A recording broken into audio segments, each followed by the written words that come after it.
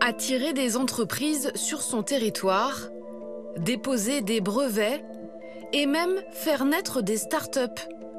L'université n'est plus seulement un lieu dédié à la formation, elle intervient sur plusieurs fronts.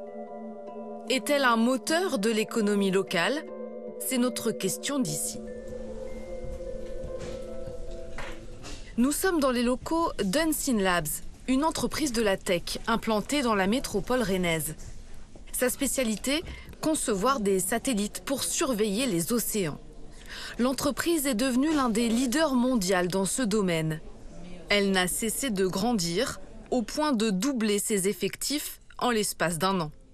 Côté recrutement, une des responsables RH, c'est elle.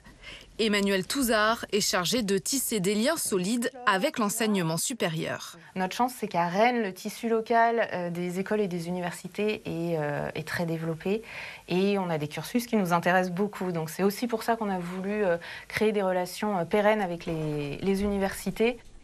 Parmi les nouvelles recrues, Antoine, développeur de logiciels. L'ancien étudiant a été formé à l'université de Rennes. Après quelques mois passés au Québec, c'est finalement dans la capitale bretonne qu'il est revenu s'installer. Je suis vraiment très heureux de pouvoir travailler à un endroit où j'étais formé, effectivement. C'est une vraie chance, je pense, qu'il y ait des entreprises comme Unseen Labs en Bretagne. Voilà, je ne pensais pas du tout qu'on faisait du spatial en Bretagne. Et si l'entreprise s'est installée en Bretagne, près de Rennes, c'est justement pour son vivier de jeunes diplômés. C'est que les formations ici sont de très bonne qualité. Les laboratoires, que ce soit faits du côté faculté ou école d'ingénieurs, encore une fois, sont réputés au niveau national, voire international. Donc c'est vrai qu'on a des jeunes qui sont parfaitement éduqués, qui sont parfaitement formés, qui correspondent à nos besoins et qui nous permettent, nous, d'encaisser notre accélération et de faire en sorte qu'on reste dans la course.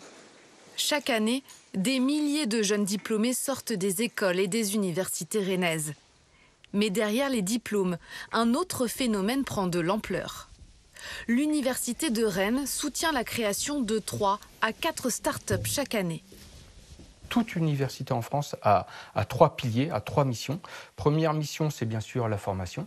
Le deuxième pilier, c'est la recherche. Et le troisième pilier, c'est l'innovation. Et tout ce qu'on fait en lien avec la valorisation des brevets, la création de start-up, les partenariats publics-privés, fait partie du troisième pilier des universités et donc de l'université de Rennes.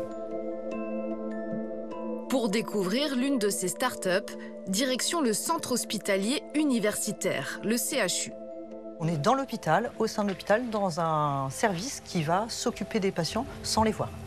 Marie de Terrac est professeure des universités et responsable du laboratoire de bioinformatique.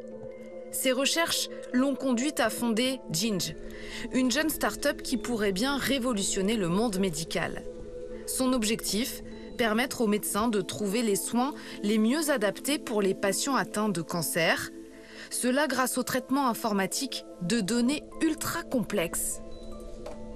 Donc je vous emmène au niveau du code, là où sont traitées les données, par les membres du laboratoire de bioinformatique médicale qui vont s'occuper de toutes ces données massives pour les rendre explicables et utilisables par le biologiste.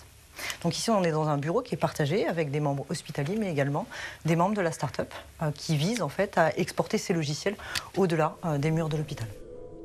Et la France s'est fixé un cap ambitieux. Faire émerger chaque année 500 start-up de ce type d'ici 2030. Objectif, que la recherche universitaire participe à l'économie d'une région et de tout un pays.